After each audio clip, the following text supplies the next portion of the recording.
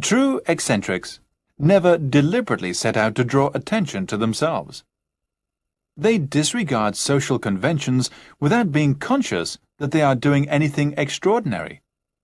This invariably wins them the love and respect of others, for they add color to the dull routine of everyday life. Up to the time of his death, Richard Colson was one of the most notable figures in our town. He was a shrewd and wealthy businessman, but most people in the town hardly knew anything about this side of his life. He was known to us all as Dickie, and his eccentricity had become legendary long before he died. Dickie disliked snobs intensely.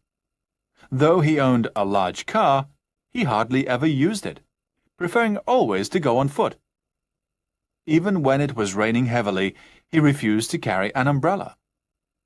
One day, he walked into an expensive shop after having been caught in a particularly heavy shower. He wanted to buy a 300-pound watch for his wife, but he was in such a bedraggled condition that an assistant refused to serve him. Dickie left the shop without a word and returned carrying a large cloth bag. As it was extremely heavy, he dumped it on the counter. The assistant asked him to leave, but Dickie paid no attention to him and requested to see the manager. Recognizing who the customer was, the manager was most apologetic and reprimanded the assistant severely. When Dickie was given the watch, he presented the assistant with a cloth bag. It contained 300 pounds in pennies. He insisted on the assistant's counting the money before he left. 30,000 pennies in all.